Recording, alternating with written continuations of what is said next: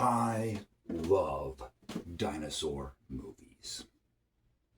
I really, really love them. The thing is, I really love dinosaur movies. I love all dinosaur movies. I like the big budgeted ones. I like the ones that didn't spend any money on at all. I'm looking at you, the asylum.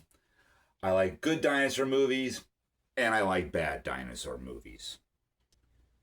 In fact, the only way I wouldn't have gone to see this movie was if the title was Jurassic World. This one's got no dinosaurs, but we do have a few big bugs and maybe a couple of rodents.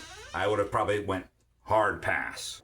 The point being, I don't care what any of the reviewers say. You had me at Jurassic World. I went, oh my God, I'm going to see some dinosaurs. So what we have here are two stories for the price of one. Story number one. We've got the sensitive story of a father trying to bond with his two daughters by taking them on a boat ride into dinosaur-infested waters in a place that he probably shouldn't go because he'll be arrested. And along for the ride is the daughter's useless boyfriend. Story numero 20. This is the sensitive story of Big Pharma, who has decided they can cure heart disease forever. They just need some dinosaur DNA, because apparently really big dinosaurs who have really big hearts don't have heart issues. So in order to do that, they get shady businessman to hire himself a mercenary, played by Scarlett Johansson. And they also need, since mercenaries only know how to shoot things, they need a science guy. So they end up going to a museum and hiring a guy who had just lost his job because apparently now that dinosaurs are no longer a big world threat, everyone has lost interest in them and they're shutting the museum down. So this guy needs a job. Dr. Henry Loomis, this is Zora Bennett, our mission specialist. Sorry, what mission? Along for the ride, Scarlett Johansson has assembled a crack team of mercenaries, but don't bother to remember any of their names because they only exist to be killed by dinosaurs later on in the movie.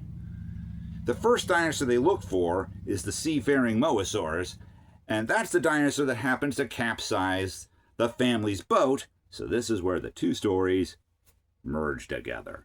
Well, sort of, because they get separated almost immediately.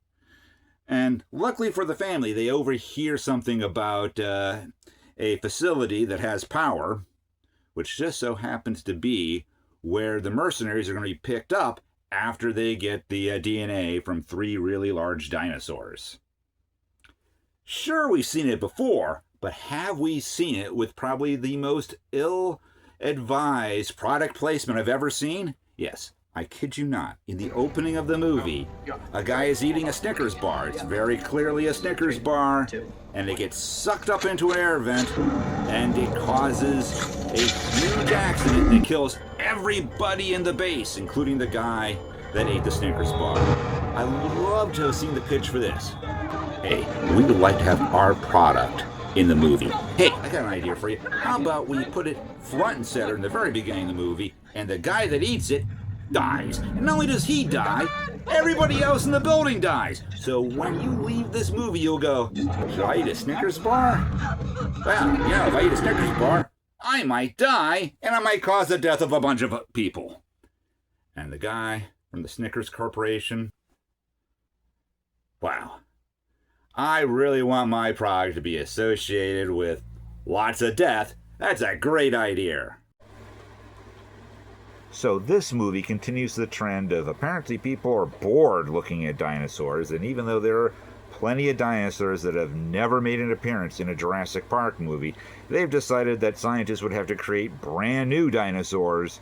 So we have the debut of something which I think was called the Mutodons. They're flying long-necked dinosaurs. And we have the ferocious D-Rex, which to me looks an awful lot like the Cloverfield monster. I smell a crossover in the future.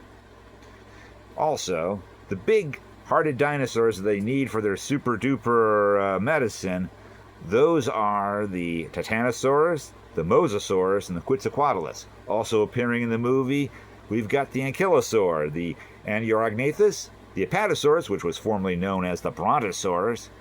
We've got Compsognathus. We get the Spitting Dilophosaurus. We get some pterodons.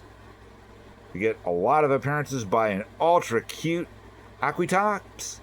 And what Jurassic Park or Jurassic World movie would be complete without an appearance by the Tyrannosaurus Rex and the Velociraptor?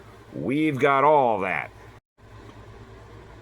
And also, I have to say, we gotta give some credit to David Iacono for playing the useless boyfriend and saying things like this.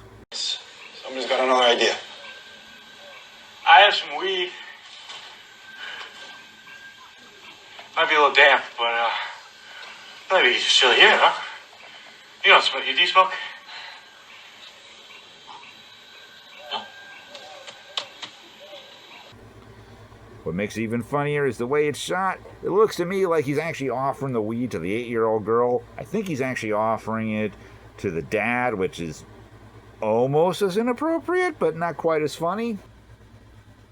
What I want to know is, how does that useless boyfriend survive when all those mercenaries drop dead? Even though I enjoyed the movie, I was disappointed that within the first 5 minutes, we learned that between the last movie and this movie, all the dinosaurs are dying and they can only exist in a small area around the equator. In Jurassic World 2, they introduced the concept that dinosaurs had escaped from the island and they were now invading the rest of the world. I thought this was a fascinating idea. And there were so many tales you could tell of how the dinosaurs were encroaching into mankind's civilization, which they barely did anything with. In the third movie, Jurassic World Dominion, you saw a little bit of this, but most of the movie takes place in an industrial scientific complex somewhere out in the middle of nowhere, and you only see a little bit of this as our heroes get to said complex. I was sort of disappointed they did away with that entire concept. They never really played with it, because as much as I enjoyed the film, I do think there are sort of stretching for plot ideas for the film. I mean, you don't need a big plot. You just need an excuse for people to go to Dinosaur Island and fight dinosaurs or get stalked by dinosaurs. But I think there was a lot of interesting stories they could have told that were new that they just never got to do. But I still really like the film. It's fun. And that's the important part. So I really enjoyed myself. I enjoyed all the callbacks to the older films. It just, I don't know, maybe it just hit me in the nostalgia gland and made me feel all warm and fuzzy in my tum-tum, but I had a good time. I highly recommend this movie. I give it 3 stars. Jurassic World Rebirth. Sean says, check it out. Do all the usual YouTube things like my video, subscribe to my channel, share my video, tweet about it, convince your friends to watch it like 100,000 million times, just put it on an endless loop and just watch it and watch it and watch it, and hit that notification buttons. I mean, you won't see this video get posted again because it's already had that happen, but you'll be informed when new videos come up, and who knows what's going to be on them. Well, I guess technically I would, because I'd be making them, but for you, you never know. It's like amazing.